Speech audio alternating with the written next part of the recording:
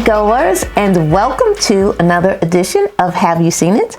I'm your host, Denise, and before I get into my review for this week, I have to tell you who my favorite actor is. My favorite actor this week is the incredible John Malkovich. 3 words to describe the type of characters he has portrayed over the years: cunning, creepy, and calculating. And those characteristics are evident in some of my favorite movies of his. Con Air, In the Line of Fire. So John Malkovich is my favorite actor this week. Check out those movies if you have never seen them, or if you just want to check them out again. All right, I'm going to get into my review. And my review this week is the movie titled Rental Family. It stars Brendan Fraser as the main character. He plays the character Philip. I will not butcher the names of the other incredible actors that were portrayed in this film. It is a movie that is set in Japan, and the other actors in the movie are Japanese, and so I will not butcher their names, but they were very, very good in their roles. So in this movie, you have an American actor who is living in Japan and has lived in Japan for 7 years. So he's quite familiar with the culture. And so as an actor, the roles that he has been given to this point after 7 years are mainly commercials. And so he's waiting for that big break, if you will. And so he signs on with an agency that has a quite interesting and unusual theme to what they do. And what they do is they hire actors to play stand-in roles for strangers.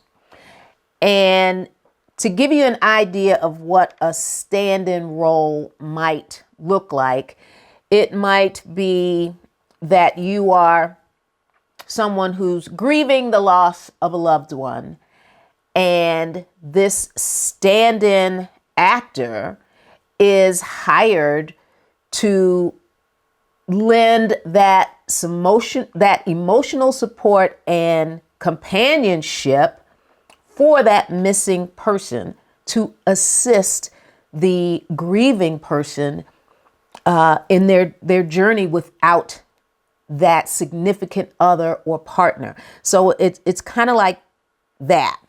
And so his acting skills are really tested beyond just a stand-in for example, you've got to be the token white guy at a funeral, or you've got to be the token white guy at a office party, or the token white guy who is, in a situation where everyone else is Japanese and you need to be the lawyer, something like that. So those are the bit level roles that he's been given with this agency up to this point.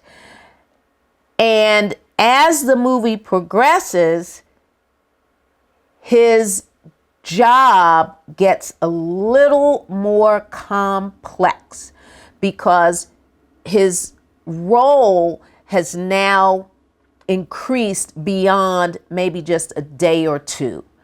His role moving forward might last a couple of weeks, could last a couple of months. And so this agency is putting him out there, and we want to see what you can do. And so there are different scenarios in this movie. I won't get into great detail, but I can tell you that one of his acting roles requires him to interact with an aging actor, and he is pretending to be a journalist, okay? In another situation, he is portraying the long lost father of a little girl who is living with a single parent, and this single parent is trying to get her daughter into an elite school, but feels like they won't accept her because she is the child of a single parent. So those are the two big roles that he plays. And the tricky part about it is, in a situation like this, although you are pretending, at some point an attachment is going to take place.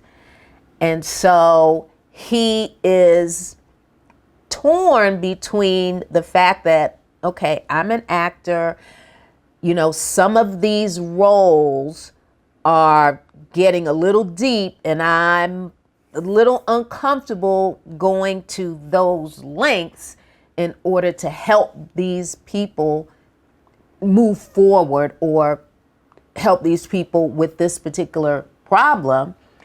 But he does it anyway. And so emotionally, he's got some things to deal with because he becomes attached and he's lying through his teeth. And not only is he attached emotionally, the people that are receiving his acting skills are, if you will, are now emotionally attached as well. So how do you figure this out? And so in the movie, you see how that attachment becomes problematic and how he has to get out of those situations without hurting the individuals that he's supposed to be helping. And so he's got issues that he's grappling with, and then he's got issues with the agency because the agency is just, this is a job, this is work, you know, this is what we do. And he is like, but people, real people, and their feelings and their emotions are involved.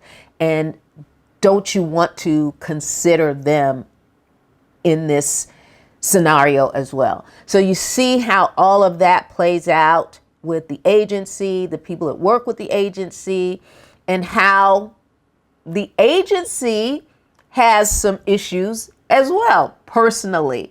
So you get to see that as well. This movie, I really enjoyed it. It's an hour and 50 minutes long. There are subtitles, so because it's, you know, set in Japan, there are subtitles, and Brendan Fraser is speaking Japanese as well throughout the movie, you know, in certain situations. And so it's family friendly. It's rated PG-13, so you can take tweeners, you know, because the young girl who plays the, you know, daughter of the single woman, she was very, very good. She was very, very good. And the relationship between her and Philip was really, really fun to watch.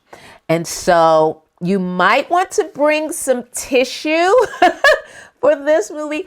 I did not drop a tear, but I did feel a little liquid in my eyes. So it's very touching. And so it's a movie that when it's over, it gives you something to think about.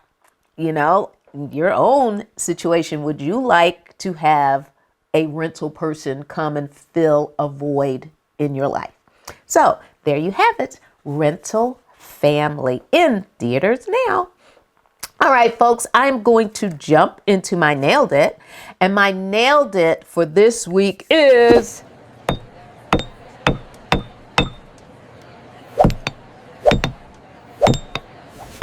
Alfre Woodard in the Tyler Perry movie, The Family That Prays. And in this movie, she plays the mother of 2 adult daughters who have their own issues going on in their lives, but she's also the best friend of a woman played by Kathy Bates. And in this movie, Kathy Bates' character is suffering from dementia. And so one evening, Alfre Woodard's character receives a phone call. She's awakened out of her sleep with a phone call, and she's obviously receiving bad news on the other end. But what really touched me with her performance is she never said a word beyond answering the phone. And she just listened, but her eyes welled up with tears. And she was just listening and kind of, nodding her head as an understanding of what she was hearing. And it just tugs at your heart to think about someone getting that phone call and knowing that the news on the other end is not pleasant, and you don't even have the words to express. All you have are the raw emotions at that moment. So Alfre Woodard is my Nailed It for this week. All right, folks, you can subscribe to my YouTube channel. Make sure you hit that like button. And remember, I am available on BlueSky at HYSI. Okay, moviegoers, you know what to do. Until next week, I need you to see a movie because I'm going to see a movie. Until next week, bye-bye.